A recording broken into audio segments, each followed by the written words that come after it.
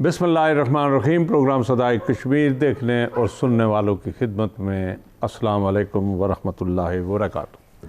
नाज़रीन, पिछले हफ्ते और उससे भी पिछला हफ्ता जो फ़लस्तीन के हवाले से पूरी दुनिया में जो खबरें गई और पूरी दुनिया ने जो फ़लस्तीन के हवाले से जो अपने तफक्कर का इजहार किया या उनके साथ हमदर्दी का इजहार किया, वो भी आपकी नज़र से गुज़रा होगा कि मुसलमानों की इज्तिमाई तौर पर और इनफरादी तौर पर क्या हालत है और पूरी दुनिया में इनका जो असर रसूख है उसका क्या मकाम है। लेकिन बहरहाल इज़राइल ने जो जुल्म व बर्बरियत का सबूत दिया और मुसलमानों या फ़लस्तीनियों को जिस तरह से वहाँ नुकसान पहुँचाया, उनकी बच्चों की लाशें उठाई गई, उनकी अमलाक को तबाह किया गया, वो एक तारीख़ का हिस्सा बन चुका है। और दुनिया की वो तमाम क़ुव्वतें जो इंसानी हुकूक पर बात करती हैं वो इस फ़लस्तीन के हादसा पर खामोश और बिल्कुल ही खामोश रही। उनकी तरफ से दो लफ्ज़ भी हमें सुनने को नहीं मिले। लेकिन बहरहाल उन्हीं मुल्कों में जहाँ मैं सबसे पहले ये चाहूँगा कि आपको मिशिगन अमेरिका का वो जो वहाँ के लोगों का, वहाँ के इंसानों का, आला क्वालिटी के इंसानों का जो जुलूस फ़लस्तीनियों के हमायत में निकला, मैं ये चाहूँगा कि वो भी देखें। और उसी के साथ जो इस्लामाबाद में फ़लस्तीनियों की हमायत में या जिस तरह हम नारे लगाते हैं कि लब्बैक या अख़वानुल फ़लस्तीन, उनके हवाले से जो जुलूस निकला वो भी ज़रा आप अपने इस क्लिप में देख कर तो हमारी इन डेप्थ आपको एहसास होगा कि हमारी कमिटमेंट जो है वो फ़लस्तीनियों के साथ कितनी बड़ी है और हमारे ज़ुबानी नारे कितने हैं और हम इजहार किस तरह करते हैं और अमली तौर पर मैदान में कितने अपने आप को मौजूद पाते हैं। ये अमेरिका मिशिगन का ये जुलूस है। इसी के साथ यूरोप में भी जुलूस निकालेंगे और इसी के साथ कल का जो अजमा था, जुमा, नमाज जुमा की अदायगी में, वो भी पूरी दुनिया ने देखा कि इतना बड़ा इज्तिमा मेरा ख्याल है कि तारीख़ में कभी कहीं इस तरह से नज़र नहीं आया और मस्जिद अक्सा में इस तरह से नज़र नहीं आया जिस तरह से कल लोगों ने वहाँ नमाज जुमा अदा करने के लिए वहाँ जमा हुए। और उसी के साथ इज़राइल ने जो इन नमाजियों के साथ जो तशद्दुद किया वो भी आप लोगों की नज़र से गुज़रा होगा, दुनिया ने देख लिया होगा। नाज़रीन, ये तो फ़लस्तीन की हालत है और इसी तरह से फ़लस्तीनियों ही की तरह मकबूजा कश्मीर में जो कश्मीरियों के साथ हो रहा है वो भी इससे भी बदतर है। लेकिन चूँकि फ़लस्तीन का मामला दुनिया पे अब आ जाता है, अक़वाम मुत्तहिदा ने भी उसके हवाले से एक नोटिस लिया और उनकी अपील पर जो अब जंगबंदी का एक आर्जी तौर पर ऐलान तो हुआ है, वो भी हमने और पूरी दुनिया ने देख लिया। लेकिन इसके असरात क्या होंगे ये आने वाले दिन बताएंगे कि फ़लस्तीनियों के साथ इनफैक्ट जो होगा वो क्या होगा और मुसलमान जो हैं इससे उसका इजाला क्या करेंगे मिलकर, OIC क्या करेगी, या जो हमारी इत्तेहाद जो बहुत बड़ी फ़ौज जो बनाई गई थी सऊदी अरबिया में और जिसके जनरल रईस शरीफ उसके कमांडर हैं, उनके हवाले से हमने ये देखना है कि उन्होंने क्या करना है। क्या उनके मैंडेट में सिर्फ यमन के मुसलमानों को मारना है या फ़लस्तीन के हवाले से भी कुछ सोचना है। आज हमारे साथ इस प्रोग्राम में जो मेरे साथ मेहमान हैं कर्नल ज़मीर साहब, जो हमारे हल्का वस्ती बाग से एक कैंडिडेट हैं, उम्मीदवार हैं टिकट के लिए, और आज के इसी प्रोग्राम में हमारे साथ राजा साहब हैं जो सीनियर एंकर भी और सीनियर सहाफ़ी भी है और कश्मीर की सियासत के हवाले से मेरा ख्याल है कि वो सबसे ज़्यादा इल्म रखते हैं कि वहाँ की हल्कावाई सियासत क्या है और आने वाले इलेक्शन जो हैं आज़ाद कश्मीर के, उनके रिज़ल्ट्स क्या होंगे। तो राय साहब, मैं आपको खुशामदीद कहता हूँ कि आप तशरीफ़ लाए ये हमारे प्रोग्राम में, और कर्नल साहब आपकी भी मेहरबानी कि आपने वक्त दिया। आपकी कल प्रेस कॉन्फ्रेंस भी हमने देखी और उसकी भी तफसीलात सुनी और नाजरीन तक भी उसकी जो आवाज़ है आपकी तमाम कैंडिडेट्स की, वो आवाज़ भी पहुँची होगी। और मेरा जो सवाल था वो अब भी वहाँ बहाल है कि क्या ये बदकिस्मती नहीं कि आज़ाद कश्मीर के सियासतदान, एक रियासत है आपकी जो PTI आज़ाद कश्मीर है या मुस्लिम लीग नून आज़ाद कश्मीर है या पीपल्स पार्टी आज़ाद कश्मीर है, इनके फ़ैसले आज़ाद कश्मीर में नहीं होते बल्कि लाहौर, इस्लामाबाद और कराची में होते हैं। और इसी तरह से मकबूजा कश्मीर की जो हमारी सियासी क़ुव्वत हैं, सियासी पार्टियाँ हैं, उनके फ़ैसले भी न्यू दिल्ली में होते हैं, वो कश्मीर में नहीं होते। और यही हमारा बेसिक एहतजाज है कि वहाँ के लोगों पर ट्रस्ट नहीं है, इतबार नहीं है, और उनको इस हद तक भी आज़ादी नहीं है कि वो अपने कैंडिडेट वहाँ के अवाम खुद चुने। तो राय साहब, मैं आपसे आगाज़ करूँगा कि आप क्या तब्दीली महसूस कर रहे हैं आज़ाद कश्मीर के इलेक्शन, आने वाले इलेक्शन के हवाले से, कि PTI कितनी सीटें लेगी, नून लीग कितनी सीटें लेगी, पीपल्स पार्टी कितनी सीटें लेगी, और इस तरह, और मुस्लिम कॉन्फ्रेंस कितनी सीटें लेगी, और किसकी हुकूमत बनेगी, नंबर 1। और नंबर 2, जो जिस तरह पाकिस्तान की जो मरकज़ी हमारी पार्टियाँ जो फेडरल से जो मदाखलत है, इस हवाले से आपका क्या नुक्ता नज़र है बासियत सीनियर साफ़ी, और मैं समझता हूँ कि आपकी बड़ी नॉलेज है कश्मीर की सियासत पर, तो उस हवाले से भी जानना चाहूँ। शाह साहब, बहुत शुक्रिया, आपने यहाँ मुझे मदऊ किया। सबसे पहले तो सबसे बदकिस्मती हमारी यही है कि जिस तरह आपने ख़ुद कहा कि हमारे जो फ़ैसले हैं वो हमारे इलाकों में नहीं होते, वो मरकज़ में बैठ के किए जाते हैं। और ये सबसे बड़ी बदकिस्मती है कि जो जिस इलाके के अवाम हैं उनके हक़ के फ़ैसले उसी इलाके में हों, तो ये बहुत अच्छा है।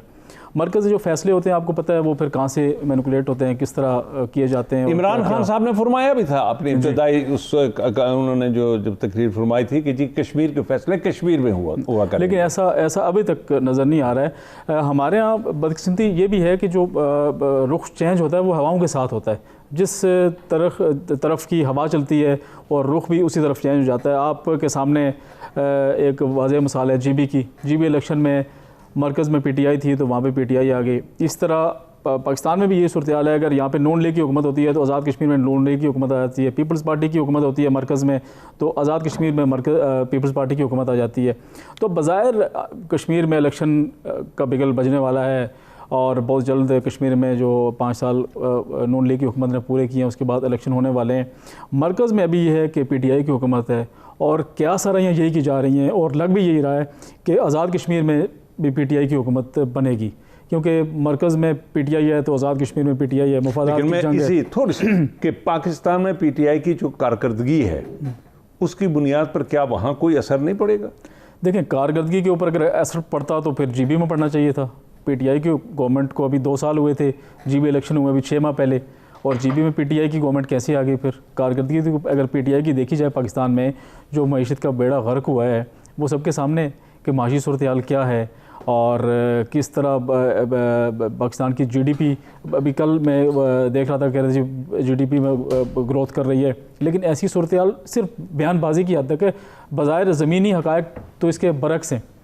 तो आप देख सकते हैं कि GB इलेक्शन जो हुए हैं वहाँ पे अगर उन हक़ाइक़ को देखा जाता तो GB में अगर फ्री एंड फेयर इलेक्शन होते, मेरे ख्याल से वहाँ पीपल्स पार्टी या कोई और जमात का गवर्नमेंट बननी चाहिए थी, लेकिन ऐसा नहीं हुआ। हवा का रुख चेंज हुआ, मरकज़ में PTI थी, GB में PTI है। आज़ाद कश्मीर में भी यही सूरत हाल आपको खुशामदीद कहते हैं। और आप चूँकि वहाँ आज़ाद कश्मीर की एक बड़ी अच्छी फैमिली से, पढ़ी लिखी फैमिली से आपका ताल्लुक़ भी है, और मैं ये समझता हूँ कि आप जैसे लोगों को अब सियासत में हिस्सा लेना चाहिए, इसलिए कि तकरीबन माशी तौर पर भी आप खुशहाल हैं, आसूदा हैं, और साथ ही आपके पास वक्त अवेलेबल है कि लोगों की खिदमत कर सकें, अपने हल्के के लोगों को। हमारे यहाँ बहुत इश्यूज़ हैं। हमारे यहाँ जो रस्ल रसाइल के इश्यूज़ हैं, हमारे तालीमी इश्यूज़ हैं, हमारे यहाँ गुर्बत है, हमारे यहाँ कोई इंडस्ट्री नहीं है।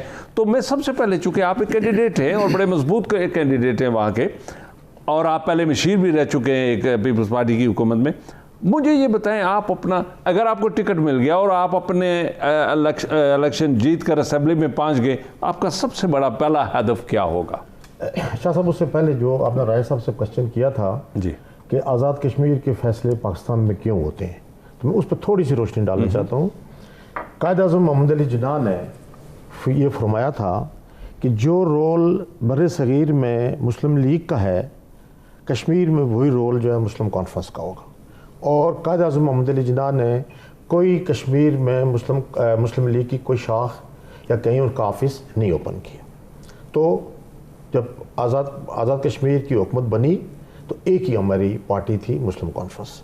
बाद में फिर जुल्फ़िकार अली भुट्टो ने अपनी जो पीपल्स पार्टी है उसकी वहाँ पे शाख जो है वो खोली, और क्या हुआ फिर कि 2 पार्टी का निज़ाम वहाँ चलता रहा, और मुस्लिम कॉन्फ्रेंस वर्सेस पीपल्स पार्टी। कभी पीपल्स पार्टी की हुकूमत होती थी, कभी मुस्लिम कॉन्फ्रेंस की होती थी। बाद जब मुस्लिम कॉन्फ्रेंस से सरदार अतीक साहब की जो गलती थी उसकी वजह से मुस्लिम कॉन्फ्रेंस दो हिस्सों में तकसीम हो गई और मुस्लिम कॉन्फ्रेंस की दूसरा हिस्सा जो है मुस्लिम लीग नून बन गया, वो नवाज शरीफ के साथ चले गए और सरदार अतीक जो है ना वो मुस्लिम कॉन्फ्रेंस का हिस्सा रहे। तो फिर देखा देखी जो जब PTI बनी तो इमरान खान ने पहले ये कहा था कि आज़ाद कश्मीर के फ़ैसले कश्मीर में होंगे, लेकिन चूँकि दो बड़ी जो जमातें थीं पाकिस्तान की, ऑलरेडी उनकी ब्रांचेस वहाँ पे मौजूद थीं, तो PTI की जो ब्रांच है या शाख है उसको भी वहाँ पे ओपन कर दिया गया। तो ब्रेक के लिए कहा जा रहा है, इसलिए तो नाज़रीन हम छोटा सा ब्रेक लेते हैं। ब्रेक से वापस आकर तो हम कर्नल साहब से इसका आगाज़ करेंगे कि आने वाले इलेक्शन में PTI का क्या पोजीशन होगी, मुस्लिम लीग नून की क्या होगी, PP की क्या होगी और आइंदा हमारी आने वाली हुकूमत किस जमात की होगी। Stay with us please.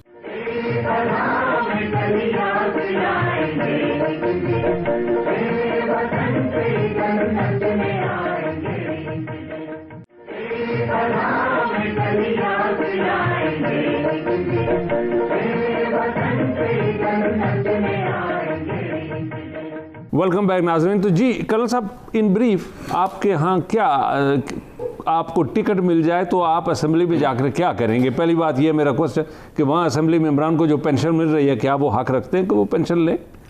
और दूसरी बात यह है कि आप क्या वहाँ लाएंगे, अवाम के लिए क्या खबर लाएंगे कि हमारे यहाँ आज तक वो इस जो 2005 में ज़लज़ला आया था वो आज तक 600 या 650 स्कूल उसी तरह हमारी बच्ची जो है वो बाहर बर्फ़ में और उसी तरह बाहर पड़ी हुई है, उनके यहाँ वो टेंट भी ख़त्म हो चुके हैं। तो इस हवाले से साहब अगर अल्लाह ने मुझे मौका दिया जी, क्योंकि मैं पहले भी गवर्नमेंट का हिस्सा रहा हूँ, लेकिन नॉन इलेक्टेड जो रिप्रेजेंटेटिव होता है ना, गवर्नमेंट का रिप्रेजेंटेटिव नॉन इलेक्टेड जो होता है अवाम का रिप्रेजेंटेटिव नहीं होता और उसके इख्तियारात उस तरह के नहीं होते।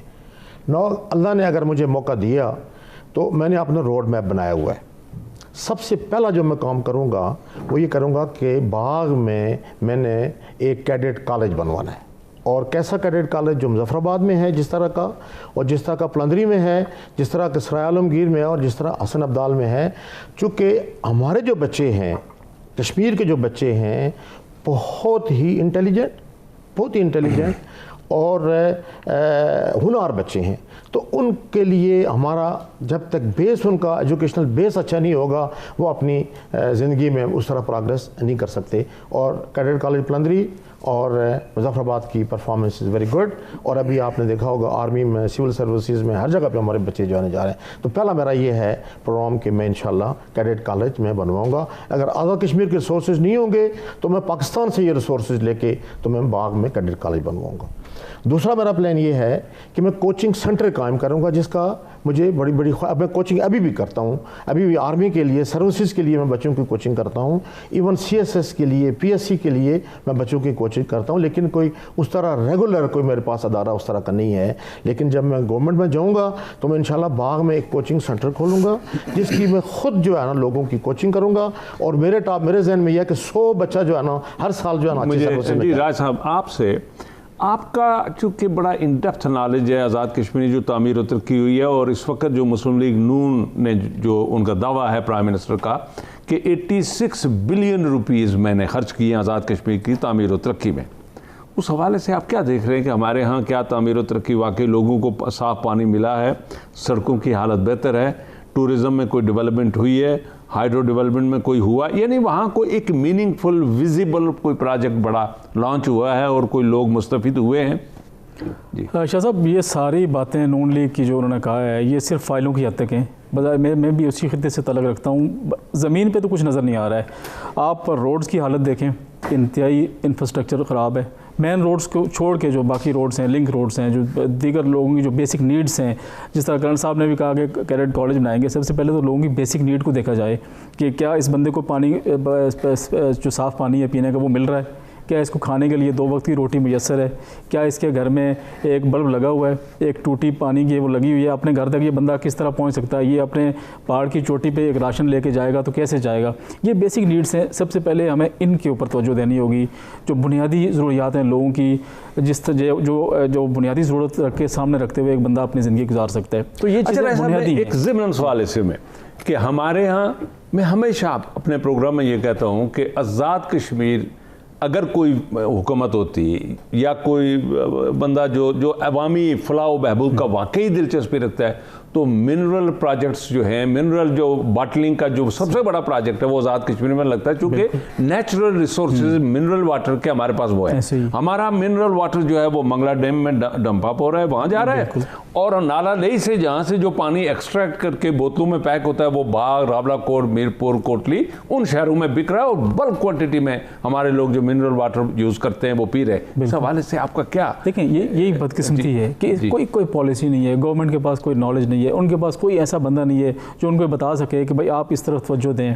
हमारे यहाँ जिस तरह वाटर रिसोर्सेज बहुत ज़्यादा हैं, आप बड़ी तादाद में बिजली पैदा कर सकते हैं, लोगों को मिनरल साफ़ पानी जो है वो पीने के लिए दस्तयाब हो सकता है। लेकिन गवर्नमेंट के जब आपके पास पॉलिसी ना हो, जब आपके पास विजन ना हो, तो फिर यही सूरत हाल होती है कि इस्लामाबाद से या कहीं और से बोतलों में पैक पानी जो पी के हम समझते हैं कि हमने बहुत बड़ी अचीवमेंट कर ली, ये कोई अचीवमेंट नहीं है।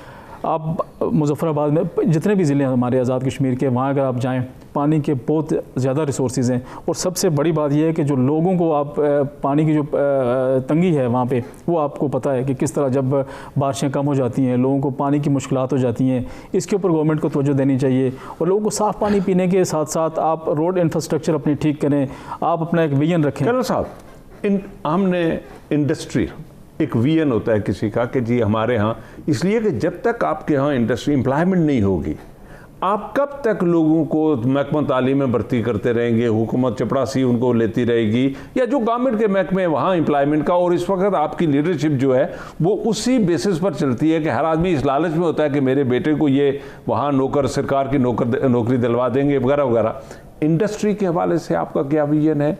वहाँ की बिजनेस इन्वेस्टमेंट, यानी पाकिस्तान से जो इस वक्त आपके जो दूसरे कैंडिडेट हैं, हरीफ कैंडिडेट जो सरदार तनवीर इलियास हैं, एक हद तक तो मैं उनको सलाम पेश करता हूँ कि उनकी सक्सेस स्टोरी है कि उन्होंने यहाँ एक बहुत बड़े 3 बड़े टावर बनाए इस्लामाबाद में, बिलियन ऑफ रुपीज़ की इन्वेस्टमेंट की, हज़ारों लोगों को वो यहाँ से सऊदी अरबिया ले गए, और उन्होंने आज़ाद कश्मीर के इलाकों में खुशहाली लाई। That is their success. Now मुझे बताएं कि आप क्या सक्सेस स्टोरी देना चाहते हैं उन इलाकों में कि लोगों को एम्प्लॉयमेंट मिले, लोगों के घरों में खुशहाली आए, माशी तौर पर तरक्की करें। जी देखिए, उसमें यह है ना कि जब हम ये इंडस्ट्री की बात करते हैं कि आज़ाद कश्मीर में इंडस्ट्री क्यों नहीं है, बहुत अरसे तक, आज़ादी के बहुत अरसे तक हमारी पॉलिसी ये थी कि वहाँ रोड्स ना बनाएं, इंडस्ट्री ना बनाएं, कि may be it may be use by India. बहुत अरसे तक ये पॉलिसी रही, गवर्नमेंट की पॉलिसी रही, तो हम लोग उसमें बहुत पीछे रह गए। लेकिन अब जो है ना, अल्लाह का फजल है, अब हमारा विजन जो है पहले पुरानी गवर्नमेंट से ज़रा मुख्तलिफ है। अभी आप देखें, आज़ाद पतन डैम बन रहा है, क्वाले का डैम बन रहा है, नीलम जल हाइडल प्रोजेक्ट है, उसके बाद टूरिज़म में लोग बड़े विजन है लोगों का कि हम जगह जगह जो है ना वो हम रेस्ट हाउसेस बनाएं, रोड्स को हम इम्प्रूव करें, और फिर जो टूरिस्ट हैं उनकी जो जिस तरह नादन एरिया है वहाँ पे जगह जगह जो है ना वो टूरिस्ट के लिए जो फैसिलिटी सेंटर बने हुए हैं, तो हम चाहते हैं कि आज़ाद। अच्छा, आपको अगर टिकट मिल गया, आप जीत गए, तो टॉप प्रायोरिटी नंबर 1 आपका क्या कंसिडरेशन होगी कि मैं ये काम करूंगा? सबसे पहला काम जो देखो, मैं सबसे पहला काम ये करूंगा कि ज़लज़ले में जो स्कूल और कॉलेजेस जो है ना जिनकी बिल्डिंगें उस वक्त तबाह हो गई, और आज तक 50% बिल्डिंग्स भी हमारी जो है ना दोबारा रिकंस्ट्रक्ट नहीं हुई है। अगर अल्लाह ने मुझे मौका दिया तो मैं कॉलेजेस, स्कूल्स और बाकी हॉस्पिटल्स और जितनी हमारी फैसिलिटीज़ जो थी, जो गिरी हुई थी, मैं उनको इंशाल्लाह दोबारा रिकंस्ट्रक्ट करने की कोशिश करूंगा। और उससे हटके अगर खुदा न खास्ता मैं न भी बना तो मेरे जहन में एक रोड मैप है, 1-2 बिल्डिंग्स में अपने रिसोर्सेज से भी बनाऊंगा, और मैंने एयर मार्क भी किया, वो जगह भी की हुई एयर मार्क कि अगर मुझे गवर्नमेंट में जाने का इतफाक न हुआ तो मैं अदर देन दैट जो है मैं करूँगा। तो ये बहुत ज़रूरी है कि आपके बच्चे साहब, आप क्या मुस्तकबिल देख रहे हैं आज़ाद कश्मीर का? माशी तौर पर आप क्या मुस्तकबिल देख रहे हैं? चूँकि हमारे बच्चे जो हैं अब वहाँ यूनिवर्सिटीज़ भी हो चुकी हैं, मेडिकल कॉलेजेस भी हो चुके हैं, डॉक्टर बनकर निकल रहे हैं, PhD कर रहे हैं, उनका मुस्तकबिल क्या है? उनको कहाँ खपत होगी?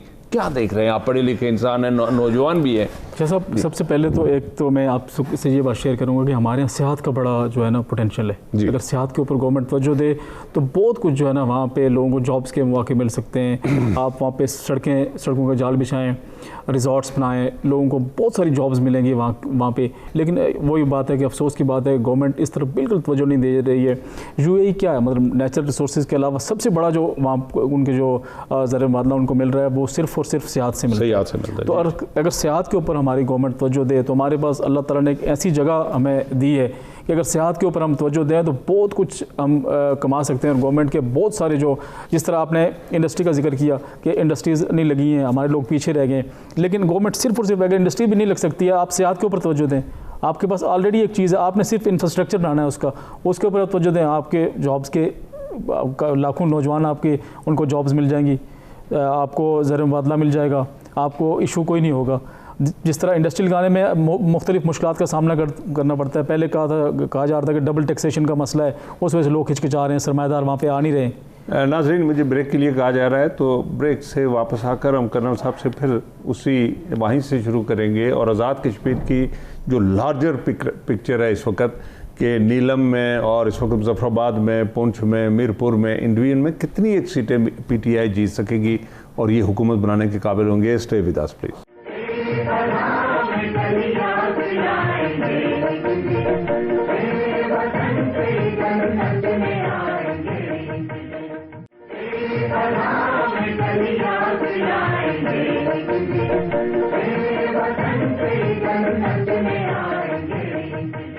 वेलकम बैक नाज़रीन। तो जी हमराज साहब, आप क्या देख रहे हैं कि आज़ाद कश्मीर में जो हुकूमत अभी आने वाली जो है ये पीटीआई बना सकेगी? नीलम में ये सीटें ले सकेंगे, मुजफ्फराबाद डिवीजन में, पुंछ डिवीजन में, और इसी तरह मीरपुर और कोटली, इन डिवीजन्स में इनकी क्या पोजीशन होगी? असल तो जंग तो वहाँ होगी ना। हम पंजाब की 12 सीटों को डिस्कस नहीं करते, सिर्फ आज़ाद कश्मीर की सीटों के हवाले से आपका क्या ओपिनियन है?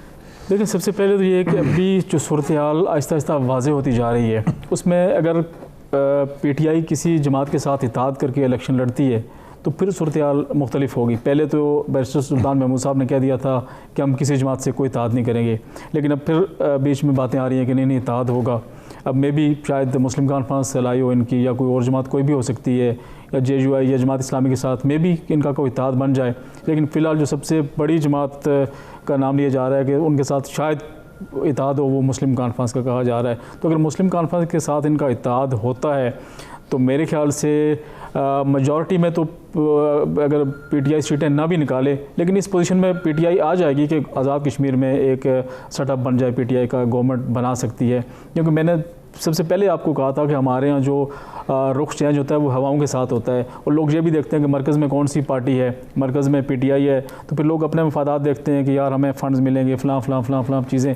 तो इसलिए चांसेस ज़्यादा यही हैं कि अगर मरकज़ में पीटीआई आज़ाद कश्मीर के इलेक्शन तक मौजूद रहती है, तो पाकिस्तान में मौजूद रहती है, तो आज़ाद कश्मीर के इलेक्शन में भी पीटीआई का चांस है। जी कर्नल साहब, आपकी जो इस वक्त मीटिंग से मुझे ये सबसे पहले बताएं कि बैरिस्टर सुल्तान महमूद साहब बासियत सदर पीटीआई जो जमात है वो कायम दायम है और वो बिल्कुल ठीक एक्टिव हैं या इनएक्टिव हैं? नंबर 1, धड़ेबंदियों का भी सुनने में जो आपके यहाँ जो धड़ेबंदियाँ, ग्रुपिंग एंड कैंपिंग का एक सिलसिला, तो वो भी अवाम के सामने, अवाम बड़े करीबी देख रहे हैं किस तरह से आपकी पीटीआई का जो मुस्तकबिल है वो ग्रुपों की नज़र ना हो जाए।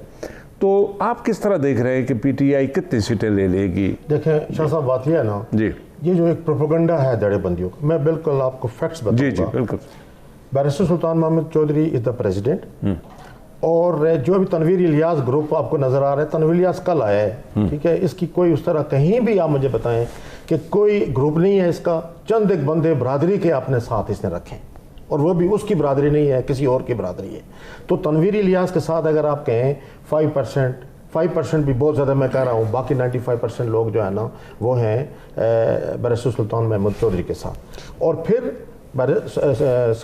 तनवीर इलियास साहब को चाहिए था कि वो मेन स्ट्रीम में आते, मेन स्ट्रीम में आके पार्टी को मजबूत करते। इन्होंने तो पार्टी को तकसीम करने की कोशिश की है, ठीक है, जो कि ना कि उनके इंटरेस्ट में है ना पार्टी के इंटरेस्ट में है। पार्टी को तकसीम नहीं होना चाहिए, और लोग जो हैं जो पार्टी के, ज़ाहिर है जिस बंदे ने पार्टी बनाई है 7 साल या 8 साल से वो पार्टी की आबियारी कर रहे हैं, और जो आज इलेक्टेबल्स हैं, जो लोग टिकट के उम्मीदवार हैं, वो सारे बैरिस्टर सुल्तान महमूद चौधरी के साथ लोगों ने जो है ना पार्टी को ज्वाइन किया। तनवीर इलियास के साथ तो किसी ने ज्वाइन नहीं किया। सो ये गलत लोगों का प्रोपेगेंडा है कि पार्टी में धड़ेबंदी है, ग्रुप बंदी है। नो धड़ेबंदी, नो ग्रुप बंदी। एक ही धड़ा है, वो बैरिस्टर सुल्तान महमूद चौधरी का है। बाकी नेग्लिजिबल इख्तलाफात छोटे मोटे होते हैं, वो उसमें तो कोई शक नहीं है, छोटा मोटा इख्तलाफ होता है, घर में भी थोड़ा बहुत इख्तलाफ होता है। लेकिन आपका क्या ख्याल है, कितनी सीटें आप ले लेंगे? हमने जो कैलकुलेट किया है, सेफली 27 सीट्स जो है ना पीटीआई बनाएगी, सेफली 27। और अगर आपका किसी से इताद हो या ना हो? नहीं, हमें इताद की जरूरत नहीं। देखो पता है क्या, एक जो है ना फर्ज किया मुस्लिम कॉन्फ्रेंस की आप बात कर रहे हैं, जी जी, फर्ज किया आप 3-4 सीटें हैं, से फॉर एग्जांपल अतीक साहब हैं, उनके साथ आप इताद करें ना करें वो सीट जीत जाएंगे, ठीक है। मलिक नवाज उसके साथ इताद करें ना करें वो जीत जाएगा। पिछला इनका एमएलए से गिर चुकता ही, आप पीटीआई के साथ इताद करें ना करें वो हार जाएगा, ठीक है। वो पिछला और हालात थे जिस वजह से उसने सीट ले ली। और उसके अलावा इनके पास कौन है? वस्ती में थोड़ा सा, अगर वस्ती में नहीं, वस्ती की मैं बता नहीं, वस्ती की जो बात है ना, वस्ती में लास्ट टाइम 14,000 पीटीआई के वोट थे, और जो पीटीआई का और मुस्लिम कॉन्फ्रेंस का इताद था। अगर इताद ना भी होता तो थोड़ा बहुत फ़र्क पड़ा है, ज़्यादा फ़र्क जो नहीं पड़ा, चूँकि बल्क जो है ना हमारी बरादरी के बल्क लोग जो है वो आगे थे पीटीआई में। नाउ जो वस्ती में अगर सही टिकट दिया गया, जो हम कल जो 8 बंदों ने जो हमने प्रेस कॉन्फ्रेंस की, आपके सारे कैंडिडेट थे? सारे कैंडिडेट थे। अगर सही टिकट दिया गया तो वस्ती की जो सीट है सेफेस्ट है, और सबसे ज़्यादा अगर फर्ज किया मुझे टिकट दिया गया तो मैं 40,000 वोट लूँगा, 40,000 वोट लूँगा। और अगर 40,000 और 30 और 40 से 30 से अगर कम हुए, 30 से कम हुए, I will come here and resign. मतलब इतने स्ट्रांग है, यस हम इतने स्ट्रांग हैं। लेकिन अगर शबखून बंदा कोई मार रहा है, बाहर से आके मार रहा है, और साजिश के तहत अगर हमारी जो बनी बनाई सीट है, जीती हुई सीट है, उसको हराने की कोशिश की जाए तो फिर वो अलग बात। अच्छा मुझे ये बताएं, फॉर एग्जांपल पीटीआई आपको टिकट नहीं देती और वो तनवीर इलियास आपको दे देती है, तो व्हाट वुड, आपका क्या रिएक्शन होगा, आप क्या करेंगे? देखो हम तो अपनी पार्टी को, पार्टी क़यादत को कल भी बताया, मैं अब भी बता रहा हूँ कि तनवीर इलियास ने जाके लोगों को झूठ बोले हुए हैं कि जी मेरा पब्लिक में ये है। भाई मैं इस वक्त मैं कहता हूँ आप टेलीफोन पे आप तनवीर इलियास को लें और वस्ती हल्के के अगर 50 बंदों के वो नाम बता दें, 50 बंदों के अगर नाम बता दें टिकट ले ले, मतलब इस हद तक एक और बात भी कही जा रही है, वो ये कही जा रही है कि अगर पार्टी ये देखेगी लार्जेस्ट इंटरेस्ट में कि चलो तनवीर इलियास को भी नहीं देते हैं, हमारी पार्टी भी बच जाए, पार्टी के रहनुमा भी राज़ी हो जाएं, मुस्लिम कॉन्फ्रेंस से अगर इताद होता है तो शायद वहाँ पे सीट एडजस्टमेंट के तौर के ऊपर वो कहेंगे ठीक है जी हम मुस्लिम कॉन्फ्रेंस के उम्मीदवार को सपोर्ट करेंगे। तो फिर ये भी कुछ सूरत हाल बन सकती है करण साहब इस हवाले से? नहीं, उसमें यह है ना कि देखो हमारी टोटल 3 सीटें हैं, 3 सीटें अगर इत्तेहाद होता है तो अतीक साहब 1 सीट मुस्लिम कॉन्फ्रेंस की वो ले जाएंगे। 3 बड़ी पार्टियाँ हैं ना, एक पार्टी है मुस्लिम कॉन्फ्रेंस, पीटीआई एंड नून लीग। नाउ अगर अतीक साहब को इत्तेहाद की सूरत में उनको टिकट मिल जाता है तो एक तो सीट वो चली गई, बाकी वस्ती हल्का जो है इसमें हर सूरत में पीटीआई का जो है ना टिकट बनता है, हर सूरत में बनता है। जो शर्की हल्का है उसमें अभी तक चीज़ क्लियर नहीं है कि कौन सा कैंडिडेट किस पार्टी में जाएगा, किस पार्टी से। पीपल्स पार्टी स्ट्रांग नहीं है अपने शर्की में? पीपल्स पार्टी शर्की में नो, नॉट एट ऑल, ठीक है ना, बिल्कुल स्ट्रांग नहीं है। आप मुझे बताओ, कभी बाप इधर फिरता है तो बेटा उधर जाता है, बेटा इधर जाता है तो बात उधर चलता है। They have lost the confidence. और फिर कमर ज़मान ने अपनी पोजीशन ज़ाया इसलिए की कि पिछले 3 महीने से उसने ड्रामा रचा रहा। अच्छा ये मुझे बताएं कि क्या सरदार कमरुज़्ज़मा आपके इलाके में द मोस्ट इंटेलिजेंट सियासतदान नहीं है कि उन्होंने तनवीर इलियास साहब की शक्ल में एक साहब ऐसे लाए कि आपको ग्रुपिंग एंड कैंपिंग में तकसीम करके आपको पास करके रख दिया? वो देखो और अब वहाँ पे डिस्कस ही तनवीर इलियास हो रहा है। उसमें जो कम अकली में कहूँ या लेस फोरसाइटेडनेस में कहूँ, वो तो तनवीर इलियास की है कि उसको इस्तेमाल कौन कर रहा है। मुझे जब ये शुरू में जब बातचीत चली ना तो किसी ने मीर अकबर साहब को कहा कि आप तनवीर इलियास को कमर ज़मान की बरादरी के 12 बंदों के नाम बता दो। कि इससे पहले मशवरा कर लो। नाज़रीन, हमारा चूँकि टाइम ख़त्म हुआ, हम यहीं इस प्रोग्राम को यहाँ ख़त्म करने से पहले मैं जनाब तनवीर इलियास साहब को इस प्रोग्राम की तवसत से गुजारिश करूँगा कि अगर वो हमारे इसी प्रोग्राम में नेक्स्ट टाइम तशरीफ़ ले आए तो हम ये जो कर्नल साहब ने फरमाया है कि मैं उनसे पूछें कि 50 बंदे बता दें कि वस्ती में उनके जो 50 बंदे उनके साथ हैं और वो जो वोट देने के काबिल हैं या साहिब राय हैं या उनका कोई वेट है, तो हम इसी प्रोग्राम की तवसत से तनवीर इलियास साहब से अगर वो यहाँ आ सकें तो मोस्ट वेलकम, अदरवाइज़ हम कोशिश करेंगे कि उनको टेलीफोन पर भी लेकर तो उनकी आवाज़ और उनका मौक़िफ़ जो है वो भी आप तक पहुँचाएँ। हमारा प्रोग्राम आज इसी पे ख़त्म हुआ। आइंदा इंशाअल्लाह फिर हाज़िर होंगे। उस वक्त तक के लिए आप अपना और इर्द गिर्द आबाद लोगों का ख्याल रखिएगा। खुदा हाफ़िज़।